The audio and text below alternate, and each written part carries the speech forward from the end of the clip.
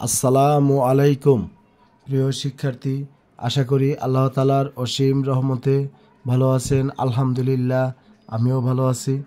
আজকে আমি আপনাদের দেখাবো বাংলাদেশ উন্মুক্ত বিশ্ববিদ্যালয়ের বিএ এবং বিএসএস পরীক্ষা 2024 এর রাষ্ট্রবিজ্ঞান 2 এর প্রশ্ন এবং আমার সাজেশন থেকে কোন কোন প্রশ্নগুলো কমন পড়েছে আমি আপনাদেরকে এই বিষয়গুলো দেখাবো। প্রথমত শিক্ষার্থী, আপনারা দেখতে পাচ্ছেন যে আপনাদের প্রশ্নটা এই পরীক্ষাটা হয়েছে, আপনারা দেখতে পেরেছেন।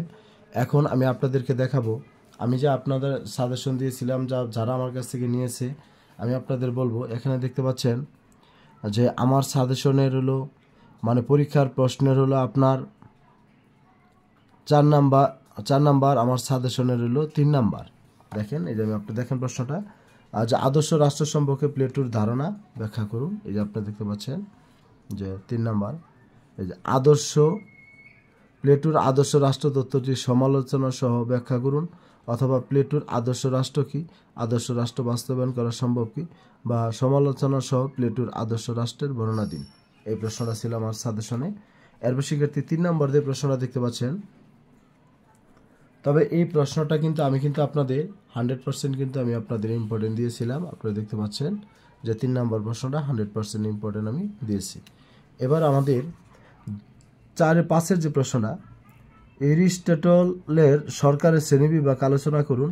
দেখেন এখানে এটা আমার 4 নম্বর প্রশ্ন হলো 5, কিন্তু আমার সাজেশন হলো 4 নম্বর। দেখেন, এই দেখতে পাচ্ছেন যে এরিস্টটলের মত অনুসারে সরকারের শ্রেণীবিভাগের বর্ণনা দিন। এটা 100% ইম্পর্টেন্ট দিয়েছিলাম।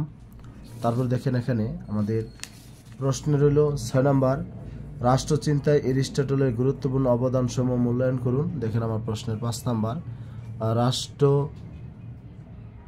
বিজ্ঞানে এরিস্টটলের অবদান বিশ্লেষণ করুন বা এরিস্টটলের অবদান মূল্যায়ন করুন। এটা 90% ইম্পর্টেন্ট দিয়েছিলাম। তারপর শিক্ষার্থী আমাদের পরীক্ষার প্রশ্নের 7 নম্বর, মধ্যযুগের রাষ্ট্রচিন্তার বৈশিষ্ট্য আলোচনা করুন। আপনি এ যুগে কি অরাজনৈতিক বলবেন? এই দেখেন, এই যে 6 নম্বর প্রশ্নটা, যে মধ্যযুগের রাষ্ট্রচিন্তার বৈশিষ্ট্যগুলো আলোচনা করুন, 6 নম্বর প্রশ্ন। তাহলে শিক্ষার্থী আমরা এরপরে 19 নম্বর আরেকটা প্রশ্ন আমি আপনাদেরকে দিয়েছিলাম, যে এখানে ম্যাকিয়াভেলিকে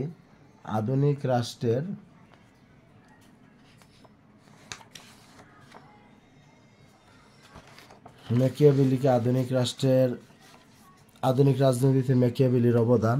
এই দেখতে পাচ্ছেন 19 নম্বর প্রশ্ন, এই যে আধুনিক রাজনীতিতে ম্যাকিয়াভেলির অবদান। এই ছিল শিক্ষার্থী আমাদের প্রশ্নের যে সিলেবাস বা সাজেশন সেটা।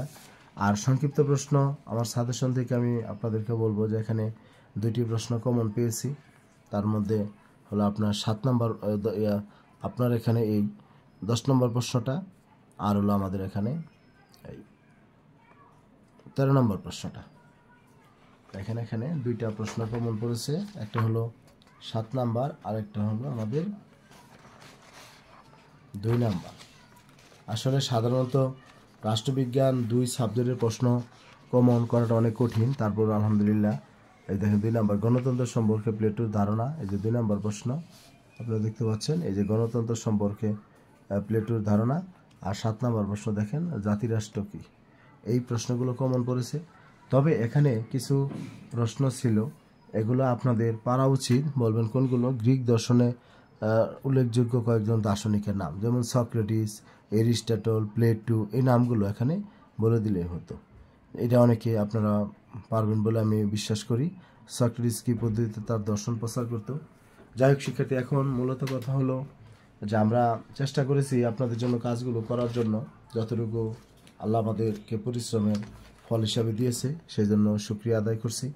তবে আপনাদেরকে একটা তথ্য জানাই রাখি, যে আমাদের এই পলিটিক্যাল সায়েন্সে আমাদের রচনামূলক প্রশ্ন দিতে 4টা, আমার কমন পড়েছে 1, 2, 3, 4, 5টা প্রশ্ন, আর সংক্ষিপ্ত প্রশ্ন 2টা। তাহলে এখানে 80 মার্ক, আর এখানে হলো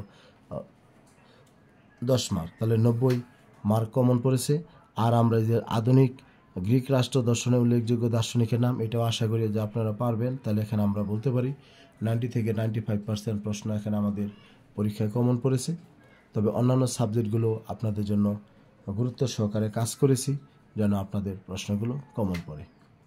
সবাই ভালো থাকবেন, সুস্থ থাকবেন।